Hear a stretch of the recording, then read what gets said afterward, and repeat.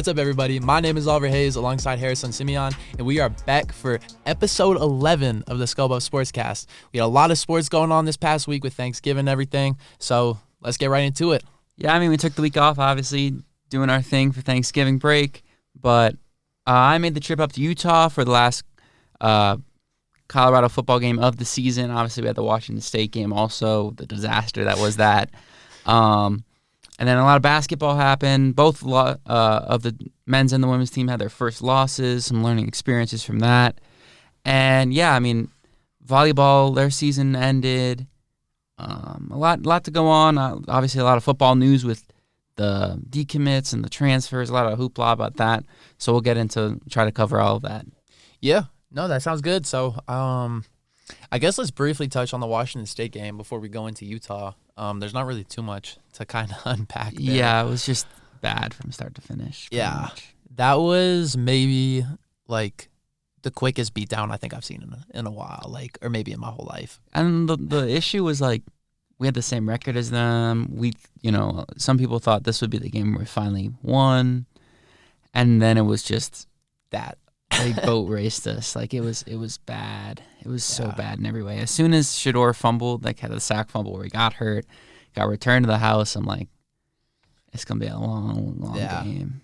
Yeah, I knew that was gonna be a bad one, and then just the kickoff return, right after we scored too. Yeah, it was like you took a dagger to the heart, and then just somehow, even though you're already dead, it was just just somehow more. I was like, I was just a tough watch. The one good thing though is even though Staub played horribly in that game before showing up in Utah, was that I was glad. I hate that Shedeur got injured, but for the sake of his health, I was at least kind of happy to see him go to the sideline and be like, all right, yeah. Yeah, I mean at that point, especially when we were out of that game, it was just get him out of there. Yeah, because there were a few times earlier this season where I thought that I was maybe take Shedeur out of the game. He's kind of hurting a little bit. Yeah, and then of course he just kept getting those injections and fighting through it, which you can only respect and believe that's the right choice. But I don't know. It's unfortunate that he's injured, but at least he'll have a whole offseason to heal his injuries, specifically the fracture in his back. Yeah, that's pretty rough. We don't know where exactly he sustained it, but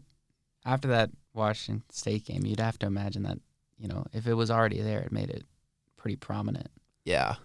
And I don't know. And that could just be his most prevalent injury. I mean, you saw how his legs were earlier in the season. And they had the wrist thing during Washington State too. Yeah, because Dion was saying he couldn't grip the ball, and all those things.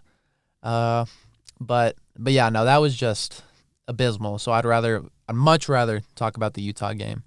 And I think people would much rather hear about that. Yeah, I think it was pretty admirable. I made the trip out to Utah with 3 people. Shout out Talis, Roberto, and Patrick. That was a really fun trip, and it was a nice game. I mean, I felt coming into it, Shedeur not playing was obviously really depressing for a lot of people that wanted to see a good end to the season, thinking oh yeah, we're just gonna lose now. We're just on the Staub guy. He hasn't shown anything, but Staub proved himself. Staub, really played, got the ball out quick. Only 2 sacks were allowed, but it never really seemed like he was in too much danger of getting sacked. Had a really bad first drive at the end. But he looked good. He showed promises. He made a nice sideline throw to Jimmy Horn. He found Mathis. He found several different receivers, but especially Travis Hunter as the game went on. Yeah. And he bounced back from that first drive, as I said, with he fumbled. But after that, no turnovers. Just had the offense clicking. Had some nice chunk plays, and yeah, I mean, he looked poised. He looked like a pretty viable backup. That's sort of what you hoped he would do, and even a little bit more. So it was cool to see how he played well. Obviously, Travis played amazing, as everyone's seen, having the arguably 2 touchdowns taken away by the refs. Yeah, and had the one at the end to cut the lead to 1 score, but it was just still what the problem's been all year has been stopping the run on the defense. They've gotten better at, forcing turnovers. I'd say overall as a defense they've gotten better because they've kept us in these games. They've, kept the scoring numbers down. the Wazoo game was a disaster on all fronts. But besides that, and they kept us in the Arizona game, they kept us in Oregon State, UCLA, stuff like that. So credit to the defense for keeping us in this one at least, but it was just the run game for Utah was just too much. Yeah. No, 100%, especially when the QB only throws the ball 10 times. When you know that the run is coming and you still can't stop it whatsoever, that's pretty disgraceful. And I don't know, that hurts, but it comes down to the problems, like you said, that Colorado has had all year in the trenches. And yeah, I mean, that's really that. I tweeted out during in the very beginning, like they went all 8 plays of a drive, of their first drive, and scored. Mm-hmm. I was like, Luke Batari is about to have like a Mac Jones in that game against Buffalo when it was super windy kind of game. When he, like, Mac Jones only threw it, 3 times? Like 3 passes times? or something like that. Yeah, and it was 10. And even when he passed it, I mean, some of the coverage was not that good. Like, the first pass of the game was a busted coverage. So I'm like, oh, crap, here we go. But what kept them in the game was making stops near the goal line. They had, I think, 2, maybe 3 stops in the red zone that ended up forcing field goals and kept us in that. So it was really cool to see how they, were bending but not really breaking. Travis made a really nice touchdown-saving tackle. But it just wasn't quite enough. We couldn't get the ball enough because of how Utah was moving the ball on us, taking chunks and chunks out of the clock. Even when they weren't scoring 7 points, they were still taking away from our offense being on the field. Mm-hmm. So I think even if Shador was there, it would have been tough to really be in that game because he wasn't on, our offense wasn't on the field enough to really gain control over them. Yeah, and keeping the ball away is a strategy that we've talked about since the second week of the football season.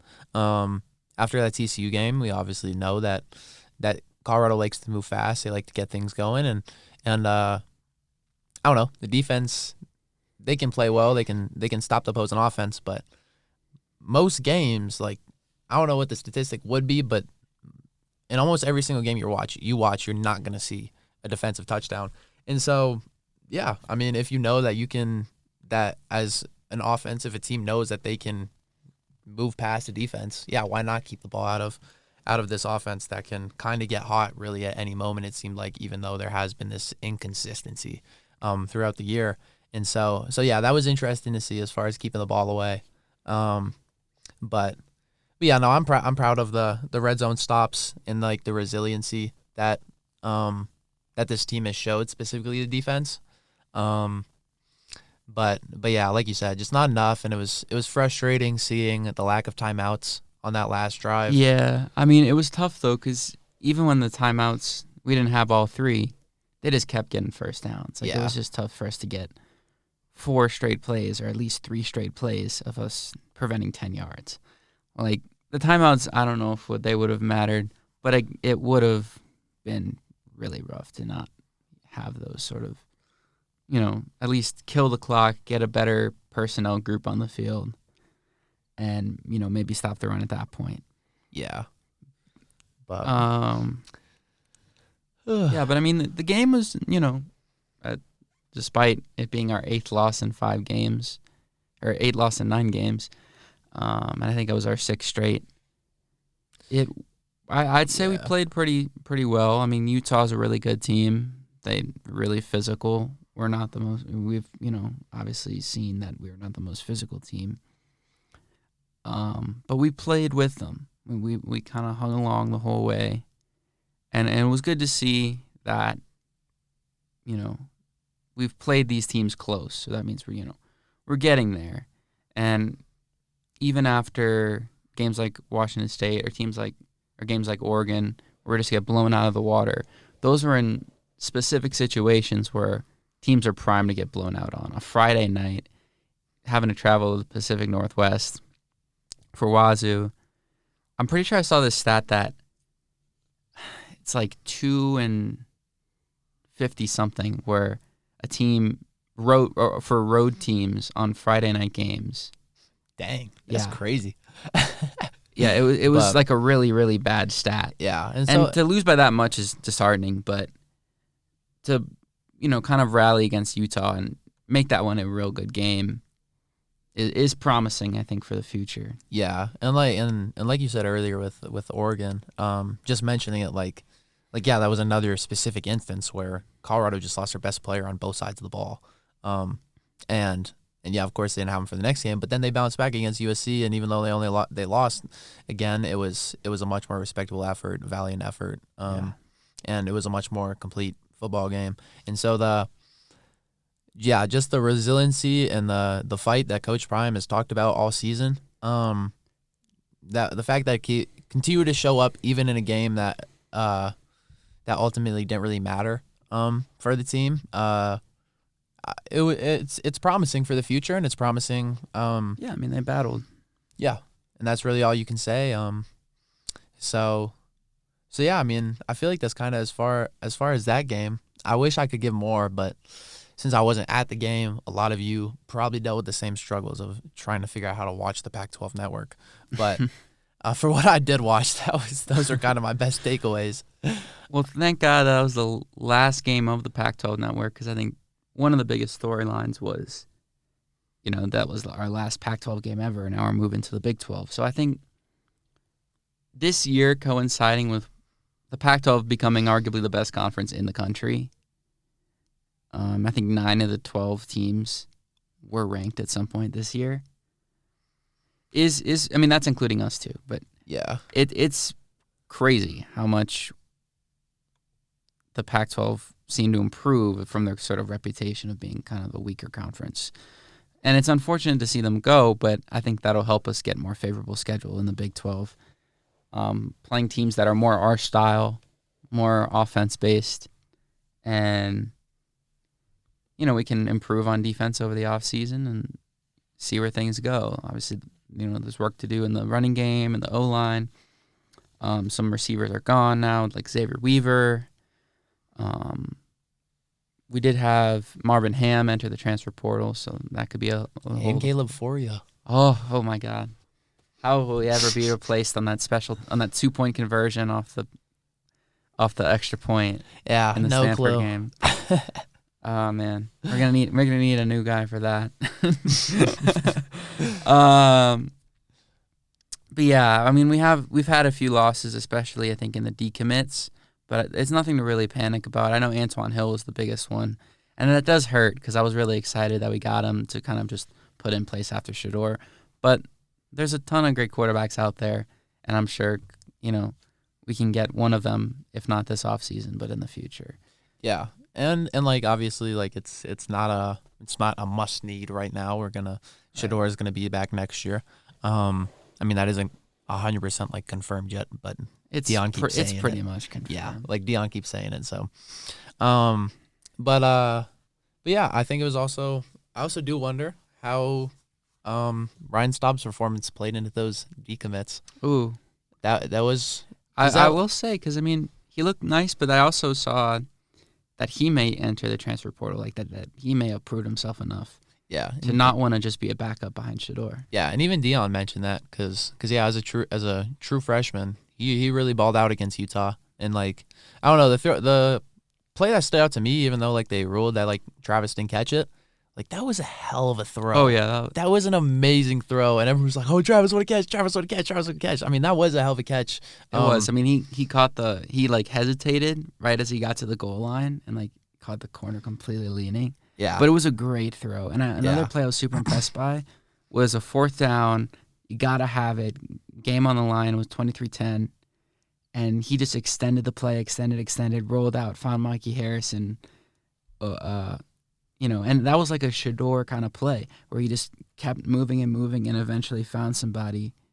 And I was really impressed by that. Like, that was when I was like, okay, yeah, this guy's nice. He's not just like playing, first read and have the receivers do the rest. He's extending plays, and it was really impressive to see that. Yeah, I really wonder how much like what the last week of practice looked like now that he could finally have a full week just running with the starters. Right, because he knew he was going to play the Sunday, right, the day after, or actually 2 days after Washington State. Yeah. So yeah, I mean, that must have played a big factor into, I don't know. I mean, it was literally like the difference between the Staub we saw during Washington State versus the Staub we saw this Saturday was, I mean, it was night and day. Yeah, it was just great to see how the preparation paid off for him. So yeah, I mean, of course, for Buffs fans, like, hope he stays because he played fantastic. But I don't know, he definitely did earn some spots at some different schools. Yeah, I mean, hopefully he sticks around because I'd love to have him as. We need a serviceable backup. Yeah, for sure. Because it's not like our O-line is going to improve dramatically overnight. You're still going to see a lot of sacks for Shedeur next year. Yeah, but I hope we don't see 51 or whatever it was. Yeah, this year. It definitely should be better. But still, I don't know. I mean, Staub you can just only really tip your cap to him, and if it leads him to a new opportunity, like, yeah, it would suck because you hate to see guys going. But on the other hand, like, I don't know, seeing Montana Lamonius Craig kind of ball out for Arizona, it was like, cool. Like, yeah. that's my boy. Like, yeah. Cool. You know, you want your former Buffs to still do well.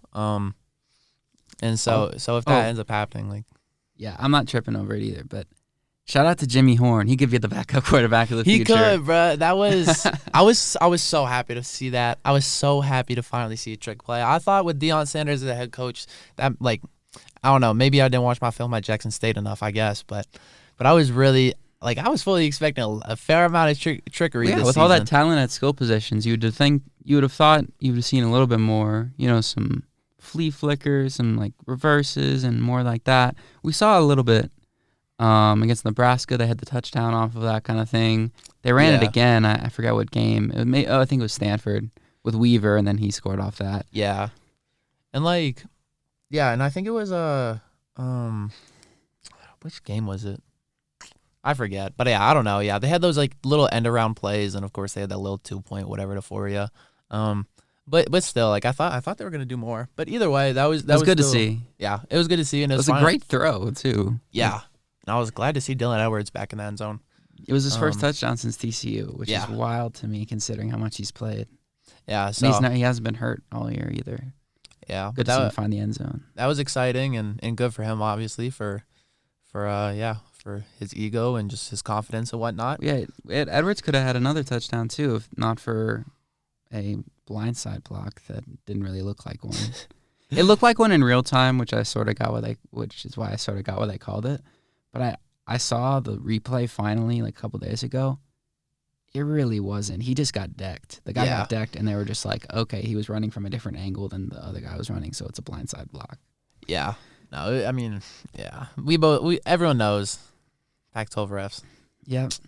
Well, those thankfully are hitting the showers too.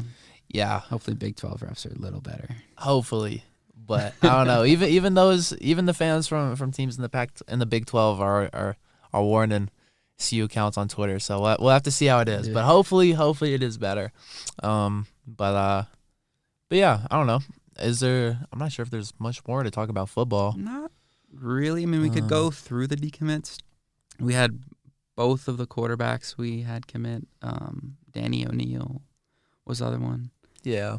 Well, he was a 3-star. I'm not losing sleep over it. Yeah, and Antoine Hill does suck, but other than that, I think it was a running back, 3-star running back. Yeah, and then I think, like, I don't know, like Winston Watkins Jr. like right, that was like a minute ago. Weeks ago.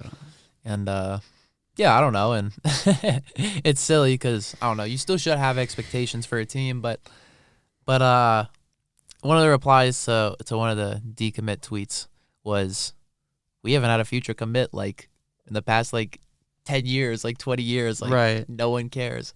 And I don't know actually how true that is. But just knowing that guys were committed, it's like, right. And it's just so weird that people are, like, commenting, like, under these posts, like, these are, like, front and center. Oh, Colorado, they're losing a player. Uh-oh. And it's, that's clickbaity in its own right. But it's getting these interactions like, oh, Coach Prime on the move. He's leaving. Something must have happened. Oh, my God. And it's just like players decommit from schools all the time. Yeah. Especially when it's that far off. Yeah. No, it will be like 2025. Yeah, I saw a tweet from RK on Twitter, I and it think was just I like, retweeted it. yeah, and it was just like the cycle for this offseason. I'm like, yeah, I feel like if I were to draft up a just a general idea of what would happen this offseason and the reactions to it, it'd be exactly what he did. Yeah, well, I did the one where he said people when someone decommits is like, the Yeah. SpongeBob where people are gathering, and then someone when commits, there's No not one really cared. a whole lot of No one tension. So I mean, and it's true. Like it's extremely true. But Yeah. I mean, it is what it is. We'll have to see how it goes, and it'll be interesting seeing what the transfer portal looks like. Because I mean, I don't know. I'm assuming Deion's gonna get active once more in the transfer portal. yeah, I think I'm looking for linebackers, edge rushers, O linemen. Yeah. And then I think some receivers to fill in the gaps because I mean we have a Marion Miller. But we He's also have freshman. like, I don't know, Tarvarius Dawson. Right. Like, What year is Jimmy? he gonna be was a a senior senior next- last year or this year. He's a senior this year, so But he has another year eligibility. I want to say because he wasn't celebrated on the Yeah, it senior wasn't day. I senior don't day. think. So he should be back. And like I don't know, like Adam Hopkins. I'm pretty sure he was a 4-star. Yeah. He didn't like he barely played at all this year, if at all. I think something happened with him though. I have to Um, double check that. Yeah. I saw something with Adam Hopkins. Doesn't Oh. seem like it. I think I may have just seen him that he's just still a freshman. Like we have Yeah. Dylan Edwards is a freshman. A lot of stuff like that. Like we have plenty of players for the future that are gonna stick around. And if Coach Prom can put together a team pretty much overnight like he did last offseason, with a full offseason, it's gonna be really interesting. I'd have to double check I saw something about him, But yeah. I don't know. Either way, it will be.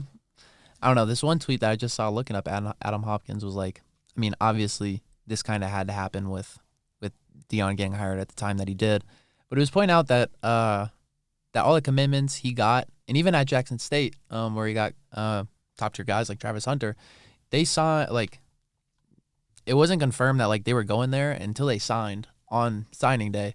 So with the early signing period coming up, I really am excited to see what moves are made, who goes where, and what next year will kind of start to shape up. How it will start to shape up when signing day rolls around. Because that was one thing I didn't necessarily think about. I mean, there's so much that just goes into building a good football team and getting new players and stuff like that. So yeah, no, a lot to keep your eye on. Yeah, I mean, we're just, Coach Prime just kind of getting established here. I think that's what a lot of people are forgetting. I see so many people acting like hasn't just been here for a year, even though there's been so much that's happened that's maybe, blurred people's opinions on it. But, it just sort of, this was a team that had, 4 returning starters, including one that just entered the portal. Yeah. So it's an extremely new experimental thing, and people are just so ready to clown on it. Yeah. That it's, I don't know.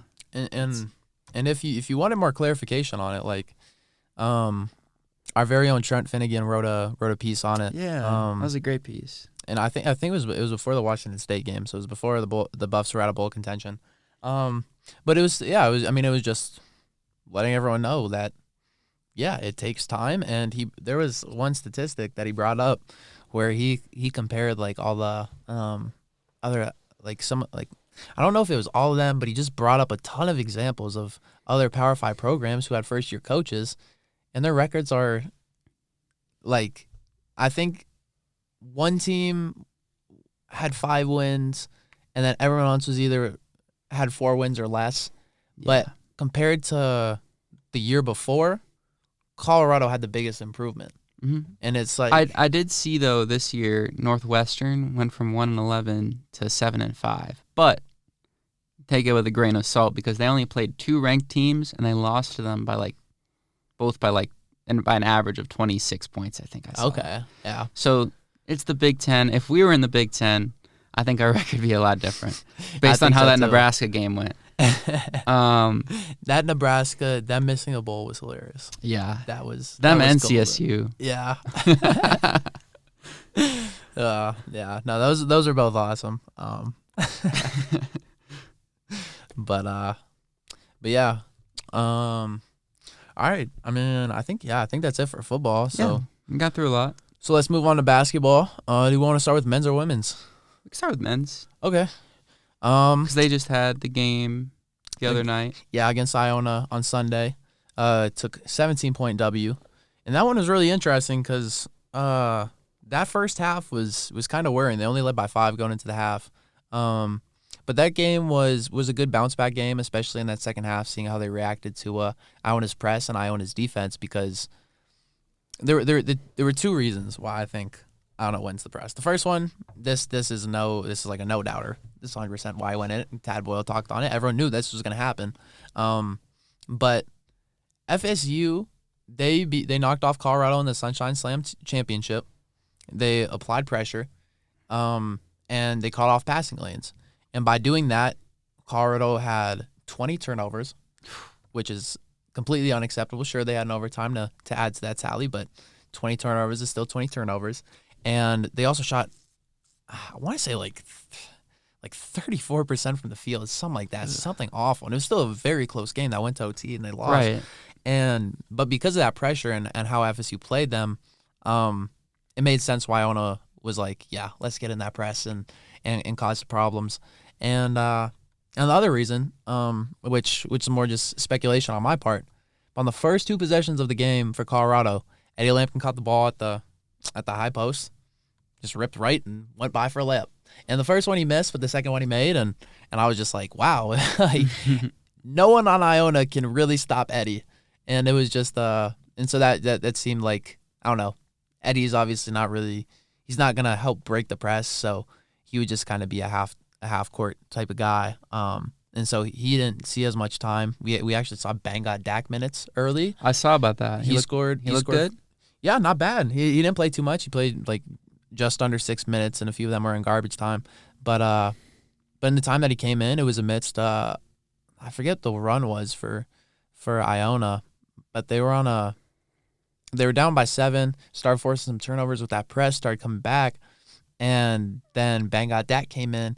He had an and one and then an acrobatic layup right after on 2 back-to-back possessions, and that separated Colorado a little bit. Iona forced some more turnovers, came back, and then this was probably the most impressive stretch of basketball I've seen from an individual in a Colorado uniform since I have been around Colorado basketball, because Tristan Silva, not only did he get his 1,000th point, but when Iona took their first lead of the game, 26-25, Tristan Silva, he hits a 3-pointer to go up 2. Iona gets fouled. They tie the game up at 28, and then Tristan, I think he got like a layup. Play after, I don't know, maybe Iona scores or something, I forget. But then he assists Julian Hammond for a layup. Play after that, he hits a 3, and play after that he hits a jumper, and after that he hits another 3, and the last 3 that he hit was for his 1,000th point in a CU uniform, but also to go up 7 points. And so this by himself, Tristan Silva led a 14-6 run, where he scored 12 of those 14 points and assisted the other. And I was just blown away with that, because Tristan isn't necessarily a guy that's going to go out of his way to kind of take over a game. Even though I feel like he is at that caliber, he wants to play within the offense. He wants to get the right shots. He's a very efficient player. He shot 6 of 7 from the field in that game. Yeah. But to see him it was kind of with the flow of the game. But to see him play at that level and just separate the Buffs away from a team that they were probably going to handle anyways, in the second half was really fantastic to see from a star, and then just see how they handled the pressure in the second half and really just separated, and just also found their defensive presence as they held held Iona to a lot less Well, I mean, in yeah, that like, second half. Iona's a good team. They were in the tournament last year, right? I want to say they were. They were like a 13, 14 seed, I'm pretty sure. They played UConn. That's what I remember in the opening round. So, yeah, I mean, like, they're an impressive game. I mean, I had my friend Sam message me about, like, oh, it's a big game. We'll see if, like, Iona could beat y'all. But, I mean, yeah, I mean, from what I saw about it, that was a pretty impressive game. I didn't hear a whole lot about Cody. How did he do? He played well, and he actually had a stretch at the beginning of the second half where he had a fairly similar stretch to Tristan, where he scored Nice. or assisted on I think the first 4 of 5 of Colorado's 5 baskets to start the second half, and it was really and I saw the dunk. Yeah, the dunk was fantastic, but and then he assisted on Eddie's dunk a little bit later. Nice. But Boyle talked on this when he was talking about Tristan, but he was also like, yeah, Cody's super efficient too, and then he just kept talking on Tristan. But if I don't know, if Cody's already on Tristan's level as a freshman, I'll take it. I'll take it for sure. Absolutely. But yeah, no, Cody played well, and it was a good bounce back game for KJ. He didn't score too much. I think he only had 6 points, if I remember correctly. But so he had 15. Maybe I'm tripping. Oh yeah, okay. Or he had 7 free throws. That's what it was. Okay, but he shot a lot of free throws. He didn't shoot much from the field, and that was good to see because against FSU, he had the worst shooting game of his career. I'll be honest, that was actually the first I've watched of the team because I haven't been able to make it to any of the games just because of scheduling. So that FSU game I watched at the end was the first I had watched of them all year, and it was probably the worst possible time to start watching them because that was an ugly, ugly game on both sides. Like, it just looked like Florida State had the most energy, and that kind of it was sort of similar how the women's team worked out because it was the last game of going away on this vacation. They do well in the first. They played what 2 or 3 games. Colorado only played 2, but they also played the Friday, and then before the break, and then they played Monday and Tuesday. So that was they had a little bit of a break, but then before the back-to-back, and then the women's team, they had their 3 games in a row before losing the final one. And yeah, I mean, Richmond gave Colorado some problems in the game before on Monday night before FSU, and then FSU also just I feel like FSU will be one of the few matchups this year where they kind of have Colorado beat.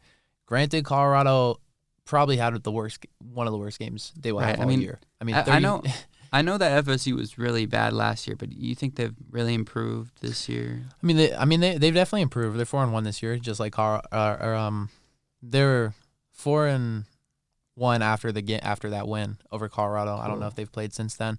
No, they haven't.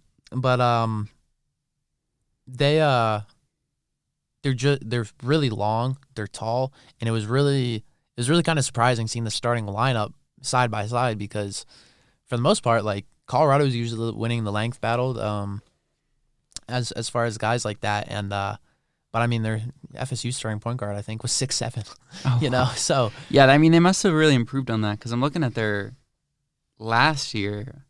It was, oh my God, they're losing to Stetson and Troy and barely beating Mercer and stuff like that. Like, they had a disaster season before that, so it's good to see that they've improved. And I mean, like, it was a team probably that was pretty hungry to make up for last season, so it's tough for our team to deal with. Yeah, I mean, it was good to see them bounce back against Iona because, I mean, I know of them as a pretty solid team, a team that maybe has a somewhat different style. Well, yeah, I forget what conference they're in. Yeah, I forget too. I need to look, but I will say one thing is that FSU's best player, Jameer Rice, they did not have him last year. He was at VCU. Yeah. That makes sense then. But they got a good player in the portal. He was all over the place, bruh. I mean, if you look at his stats, he's averaging. Okay, what is this man averaging? He's averaging 14, 6, and 4.5 this season, and on 52% from the field. And on top of that, he's also averaging nearly 2 steals and half a block. like, I mean, like he was all over the place. He had an amazing block on KJ, I think it was, during the game. He also had an amazing dunk. But I mean, he was just everywhere in that game, so he's obviously a big game changer for that FSU team. But it was just, I don't know, the FSU game was really quite interesting because it was just a game of runs going back and forth. I mean, basketball is a game of runs, but I felt like specifically in that game, teams are going back and forth and back and forth. And it was really ironic because before Colorado went on their final run to get back in the game in the second half, FSU is going on a little bit of stretch. They started knocking down some three balls. Darren Green Jr., who's a really good 3-point shooter, started hitting some shots. He had his first 2 threes of the game back to back, and on the second three that he hit, I'm not sure if it's back to back actually, but very close. On the second three that he hit, he ripped the net. The net didn't rip, but it went and got stuck up on the rim, and no one fixed it. And on his next 3 on the following possession, he missed, and it hit the part of the rim where like the net was on top. So of course you don't know whether or not it would have gone in or not, but just with the net being up on the rim, people are like, oh, that might have been why I missed. And so it was really ironic, or not ironic, but just funny because after that, that's when Colorado went on their huge run. I think it was an 11-0 run or something like that to get back in the game. That's cool. And so I don't know. It was kind of just a weird, funky game against FSU with that loss. And so like I said, just coming back against Iona was really great because they were good last year. They had Rick Pitino as their coach, right? Yeah. But then this year they got Tobin Anderson, who was the head coach at Farley Dickinson. Oh yeah, I forgot he moved. So it was kind of cool seeing him after that big story last year. It was a little neat. I wish. Yeah, I don't know. It was interesting. I wish I knew a little bit. I wish I had like seen more of like Farley Dickinson. Like, well, I remember. Did you go to the Seton Hall game in the NIT last year? I did not. I was so pissed last year with like how everything turned out. I was just like, all right, bro. Yeah. Someone else can get No, that was fair. I went with Alex. Like Alex going to basketball games pretty rare, but that was fun. I mean, I don't know. He was at Utah Valley. I'm trying to remember that was the worst game to go to. But the Seton Hall game was fun, despite us barely winning. But it was cool because I got to see the St. Peter's coach from the year prior, and like they had the big March Madness story. Yeah. He moved to Seton Hall. Yeah. So, I mean, it seemed like a good win. Yeah. It's a pretty put together team. I think they're only 2-4 this year, but they did have a huge roster turnover. According to Pro Reference, they have only 12.7% of the minutes played last year are like returned this year. So that's rough. Yeah, and only 9% of their scoring. So definitely a huge turnover, which makes sense. And a new coach. Yeah, and a new coach. Everything. So it makes sense for why they've gone off the start that they've gone off to, but. Hey, either way, almost like our football team. But either way, it was still a tough, scrappy Iona squad, and yeah, I don't know. I mean, it was just a good win in that second half, like especially locking down on defense and just limiting the scoring because that's what I mean. I talked about the offense in the first half and how they struggle with that, but it was because they kept turning the ball over, and that's what kept leading to and that's what led to big runs for Iona. And so just to kind of calm down, there was a few times in the first half where like Javon Hadley would get the ball or Cody would get the ball or whoever would get the ball out of the break, out of the first pass out of the double team, and they'd immediately just go straight to the rim and try and make a tough layup against one defender. And sometimes they convert, but sometimes they just miss, whether it was, I don't know, good defense or a missed foul call or whatever it was. And it was just like, that wasn't really the best shot. And so in the second half, there were a few times where Javon came down. He realized he didn't have the shot, pulled it back out. They were able to run the half-court offense. Then, like I said earlier with Eddie, able to get him moving. And then the half-court offense looked a lot better. I mean, they shot 60% from the field on the game. Like, that is ridiculous. Yeah. And so to see that defense come together and is nice because I am honestly a little surprised with some of the defensive woes given the frame of this team as far as how tall and how long they are and how like together they seem to play. But I mean, it's gonna set up a real fun game tomorrow night. It will. I wanted you to touch on that because we did fall out of the top 25. Yeah. Colorado State now in the top 25. Yeah, number 20. So, what's your evaluation on tomorrow night? Well, I'd have to have one see some more this of point. Colorado State. Honestly, didn't expect them. I had no idea that they were gonna be this good. Because I mean Nick Clifford. He's been playing fantastic. I believe he's second in scoring and third in rebounding for the Rams. Dang. I mean he's been playing fantastic, which is great to see. But I definitely didn't expect that after he had a step back last year. It seemed like from his sophomore year to his junior year. So to see him playing well is nice. And Tad Boyle, he talked about Isaiah Stevens and he labeled him as one of the best guards in America. And he said that he doesn't. He might be. I've seen tons about him. And yeah, I mean 17 and a half and almost 8 assists a game with a steal and a half and only averaging 2 turnovers is 2 turnovers. Yeah, is wild. I mean, almost shooting 60% from the field, over 50% from 3. Like, dude is having a hell of a year so far, and so yeah. I mean, it will definitely be tough. It looks like the Rams are going to score the ball. One thing that I think, I'm not sure if I pointed this out on the podcast, but like I've either played with or against 4 of. I think you did mention that. Oh yeah, of those guys on that CSU team. But so Neek being the biggest one, Neek being that'll be cool. But also Joel Scott. I mean, he played D2 for last 3 years. I want to say last 3-4 years before coming to the Rams this year, and he's leading the Rams in rebounding and blocks. So yeah, I mean he's interesting to see.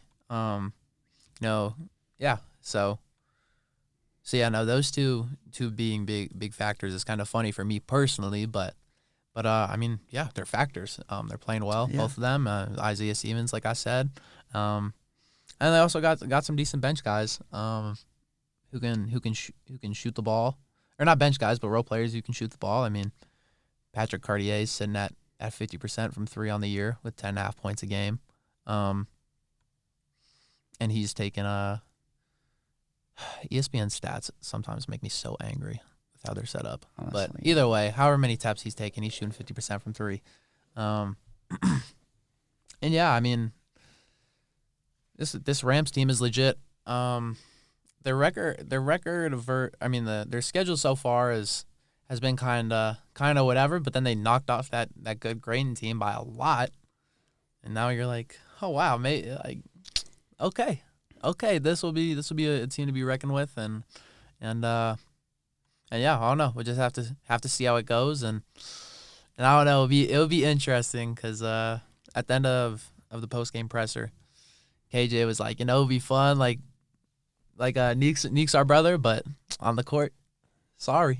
Yeah, so, that's a good mentality to have. I mean, it'll be really cool to see like the dynamic that plays out between Neek and the team, especially the returners. Yeah, no, I'm really excited to see. You'll be there. Yeah, I will be there. You're going with Roberto? Yeah, I think that's what it is. That's what we'll do. We'll have to. We're still figuring out credentialing type stuff a little bit, but yeah, it should be me and Roberto.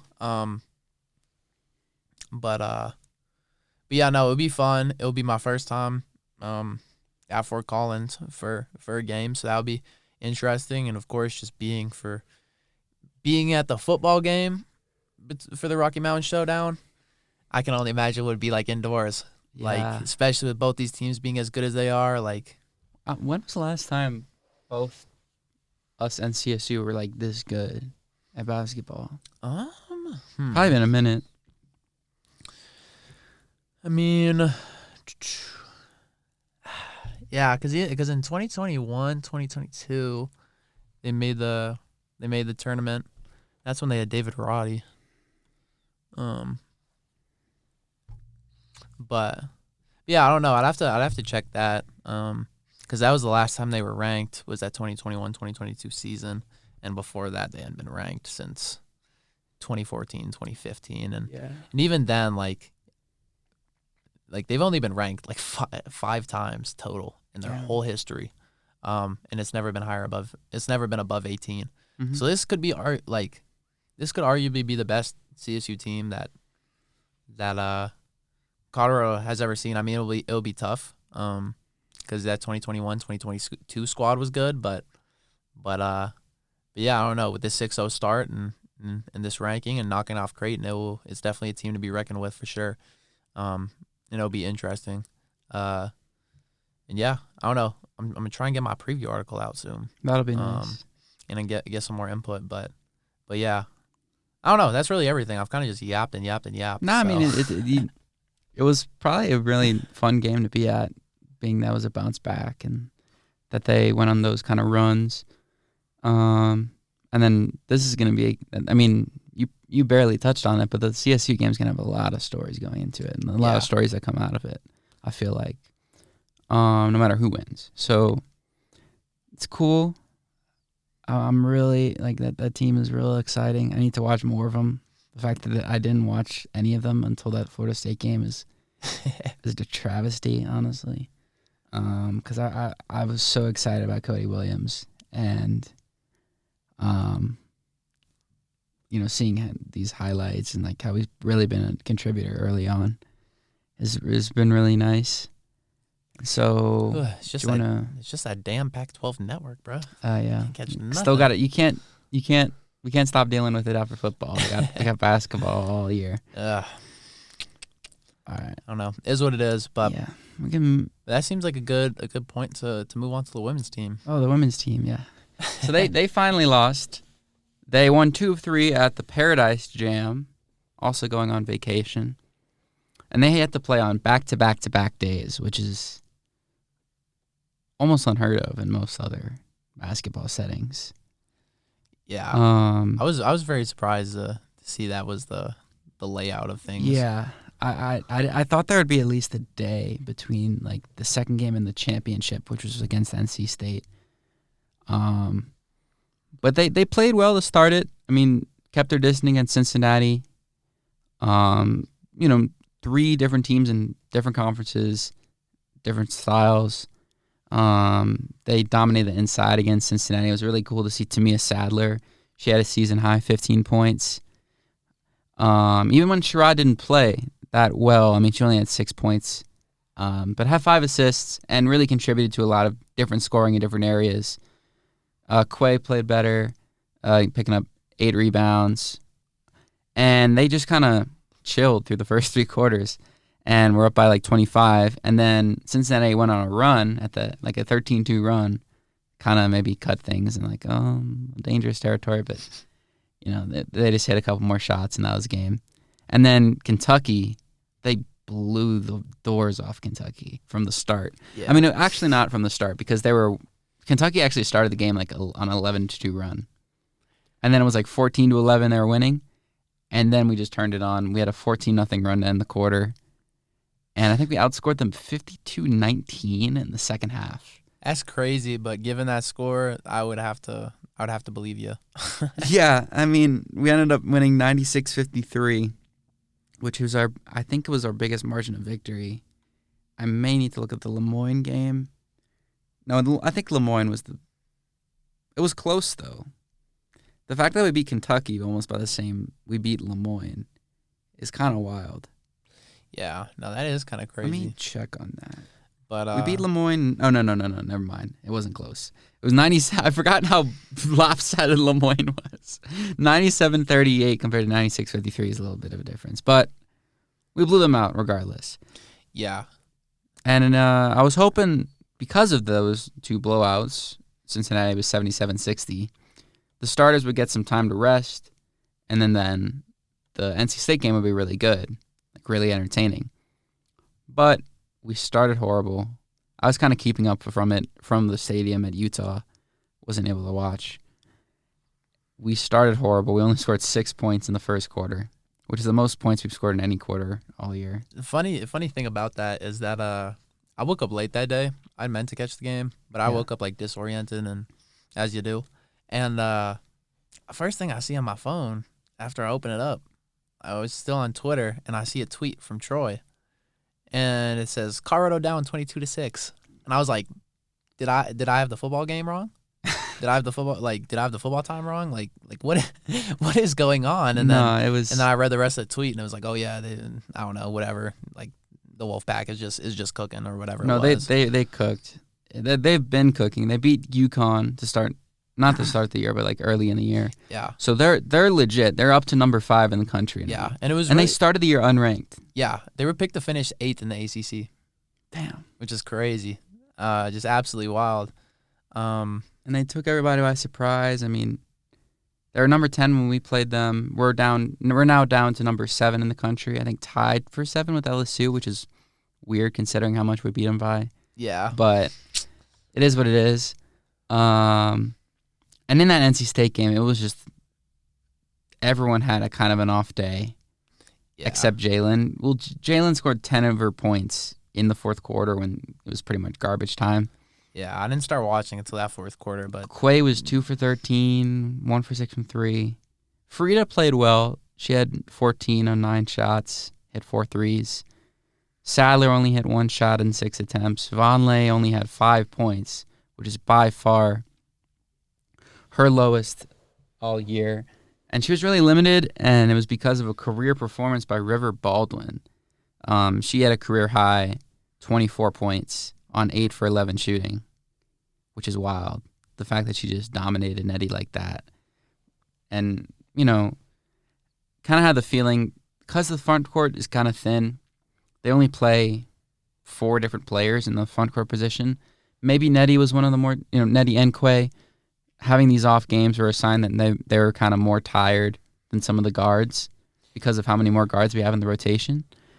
yeah. But it was rough game all around. Yeah. Even though we outscored them in the second and fourth quarter, we still lost by that much. Yeah, and one thing to note was that Colorado was getting a tough whistle, and so Nettie was in foul trouble really early. I forget when she got her 3rd foul, but I want to say it was in the first half. She did foul out. She says I forget when she did. Yeah, but I mean, she only played 23 minutes. It was real tough just trying to get momentum going with foul trouble. And I don't know. Just another thing that stands out to me is I'm just what's going on with Quay? Quay's been, I don't know. It's hard to say because I watched I remember specifically in the Oklahoma State game where she can get kind of passive offensively, and then for whatever reason she just hasn't improved from how often she gets blocked. And just the arc of her shot, she doesn't really get the ball up and over defenders that are her height. And she kind of relies on mismatches to get inside. Mm-hmm. And she can shoot the 3-ball fine. Obviously, the 1 for 6 is not fine.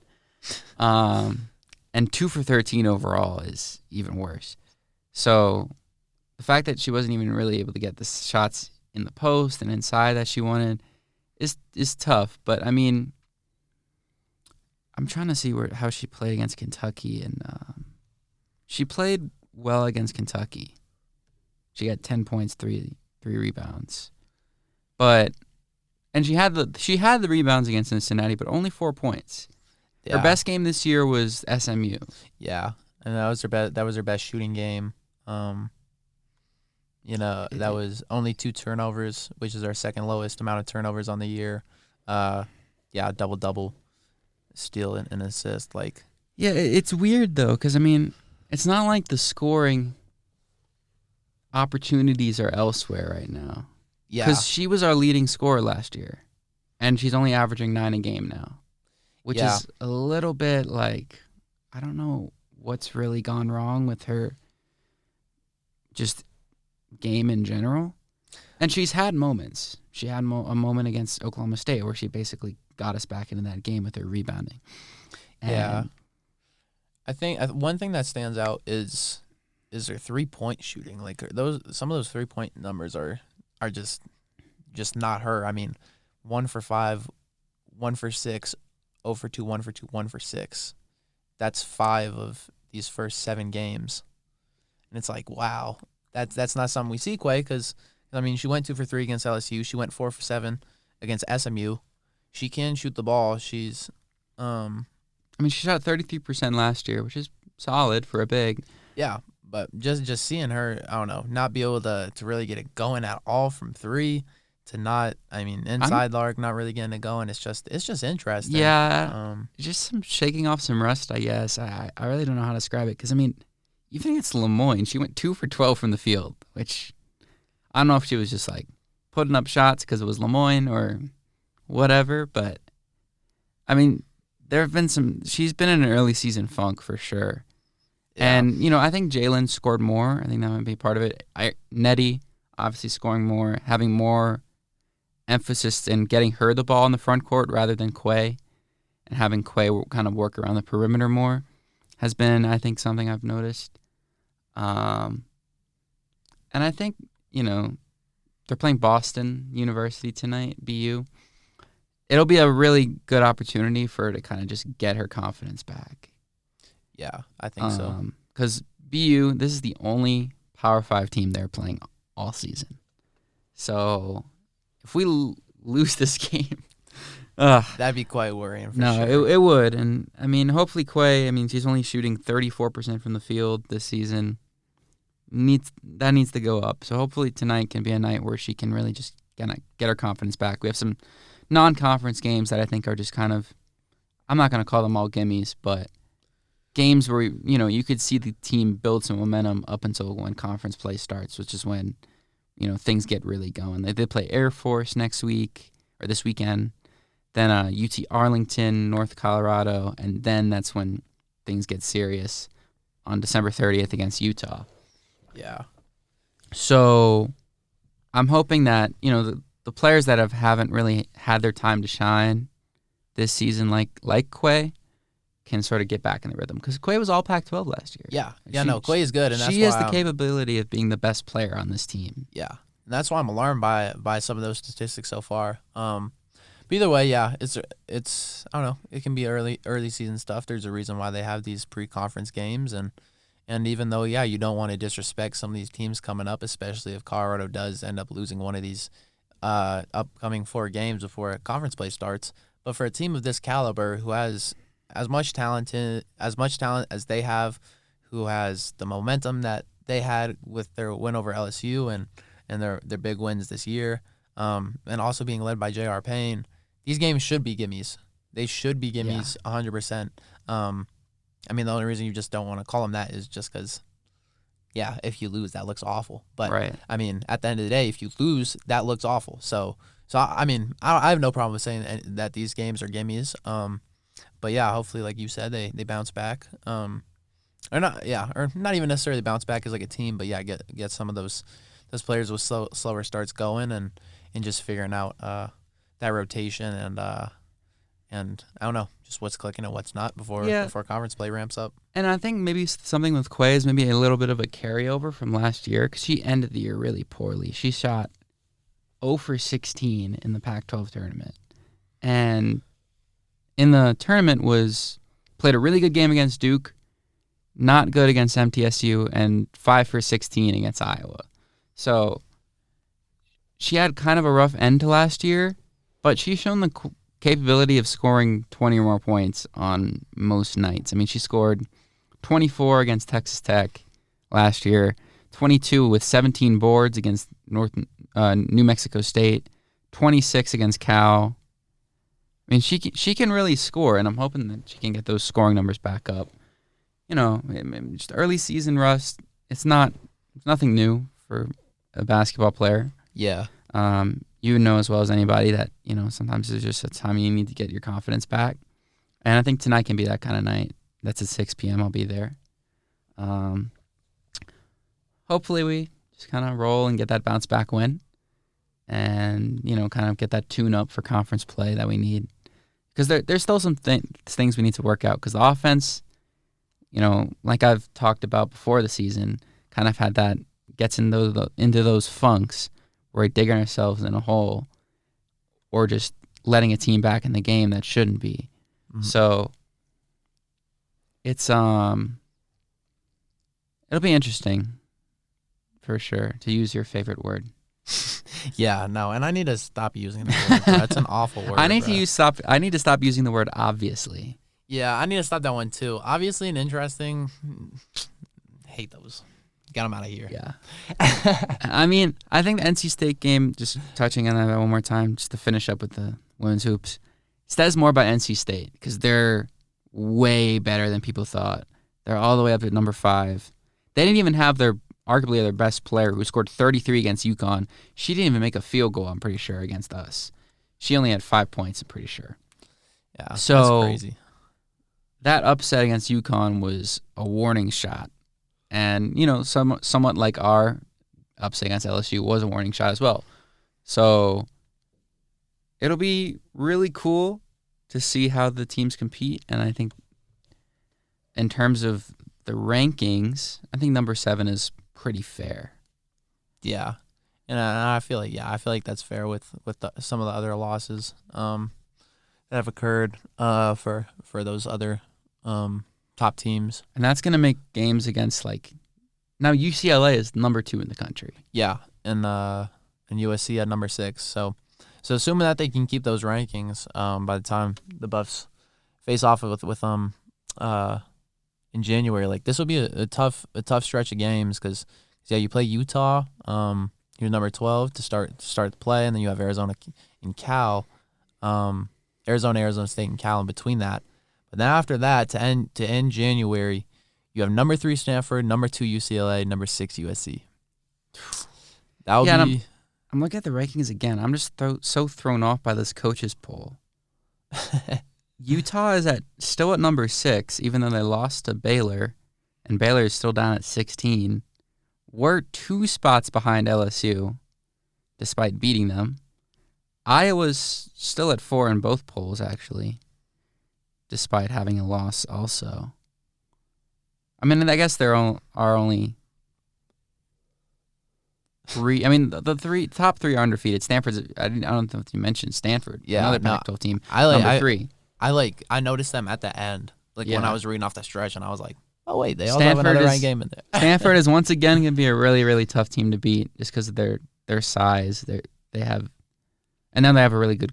I forget the guard's name, but with Cameron Brink, what's her name? Yeah, Cameron Brink is nice. She's been Kiki Irifin. She is averaging 20 a game on 61% from the field. That's dang. So Stanford's once again going to be a really tough team to beat. UCLA it seems awesome so far. Utah still really good. And, USC, I didn't even mention them. They're ranked ahead of us in AP.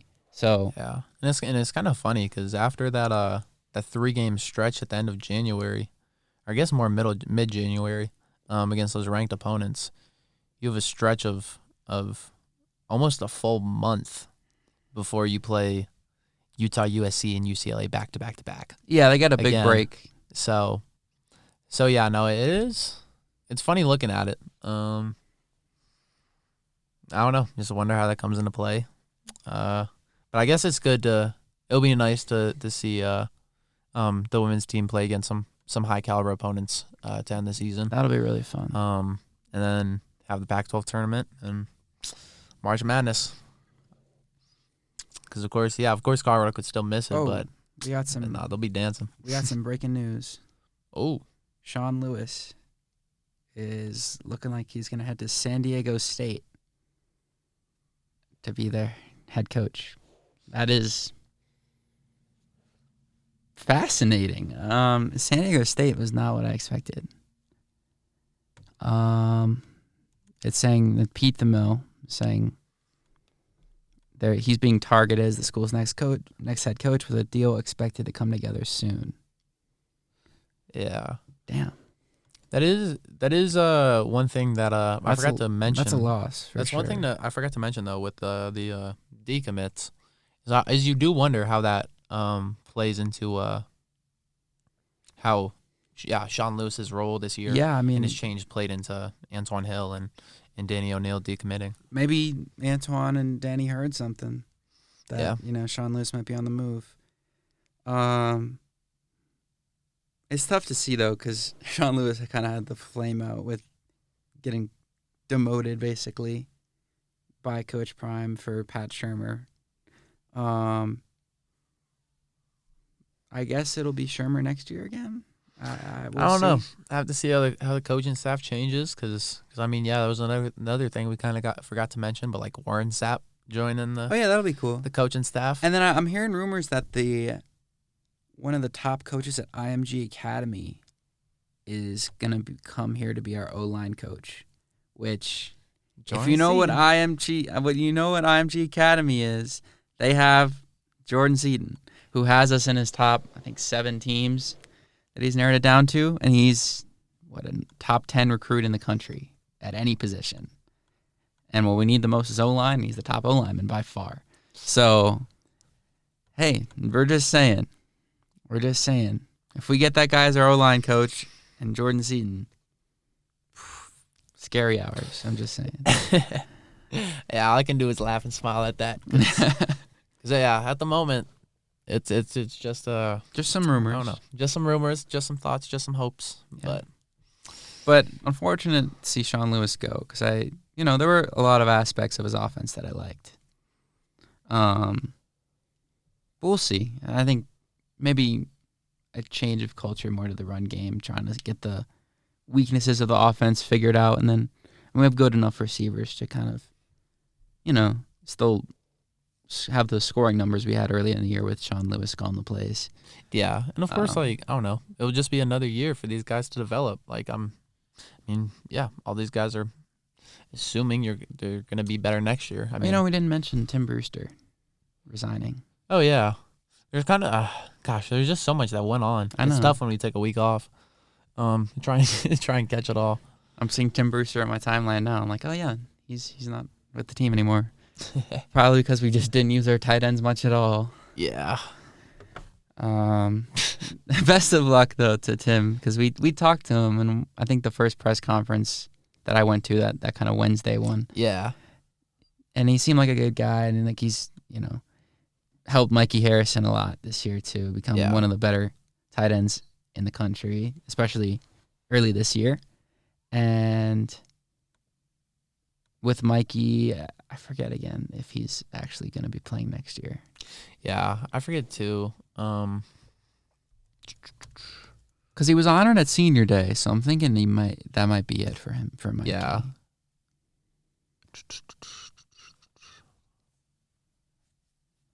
A lot of football news. I was trying to get through all of it. Yeah, I mean, I feel like we got through most of the stuff. Yeah, no, I'm pretty happy with that. Yeah, I can mention volleyball. Their season ended, but more importantly, it was kind of didn't end the way they wanted. But we had 3 all Pac-12 honorable mentions in Sky Howard, Maya Tabron, and Lexi Hadrich, and then 2 on the all-freshman team, and Kayla Payne and Lily Dueno, who also won Pac-12 Freshman of the Week. So, yeah. Yeah. Pretty cool to see. Yeah, good stuff. And that also kind of reminds me, back to the football game, just one last thing. They also didn't have Xavier Weaver.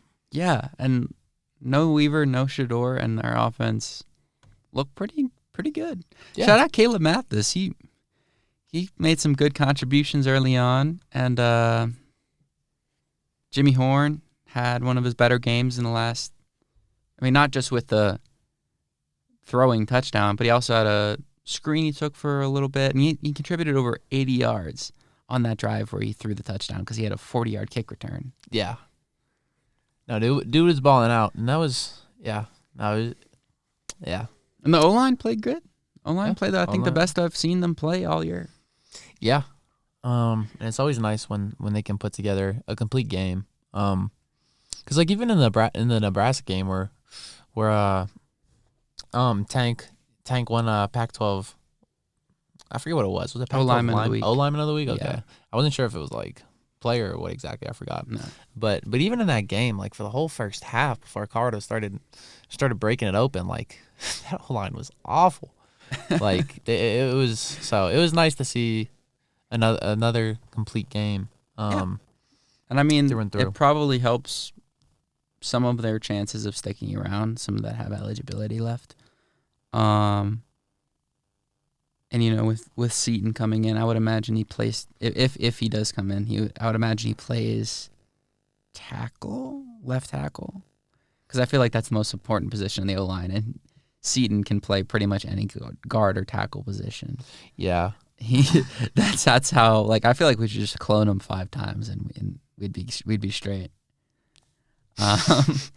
But I think the most important thing this offseason, I think now, will be finding a good offensive coordinator and having guys buy in, because with the whole Sean Lewis, Pat Shurmur debacle, you had those weeks where the offense would just completely fall apart. Yeah. And having Shador back next year will be awesome. Having still really good receivers, Travis being the biggest of them, will be awesome. But to have that kind of guy that can be relied on for his play calling and maybe incorporate the run game some more, because even in these last couple games, they've started looking good with the run game. Like, Wilkerson looked good early on against Utah, and then they just go away from it randomly. Yeah. Or they put in Dylan Edwards and run him between the tackles every play, and it's like, why are you using him like that? Yeah, no, the run game was definitely a little weird. Because, like you said, there'd be times where you're like, oh, the run game. And then they just don't stopped see it running it. Like, Yeah. All right, whatever. But yeah, I don't know. I feel like, I'm pretty content with what we talked about. Same. We covered a lot. Yeah, of course, there's always more news. But I believe for everything we out right now, I believe those are all the good stuff, all the big things, the important things to talk about. So yeah. All right. Sorry. Nah, it's all good. Because as far as I know, everything's working all smoothly. But yeah, this is it for episode 11 of the Scobo Sportscast. I'm Oliver Hayes. I'm Harrison Simeon. And you heard it here first. Peace.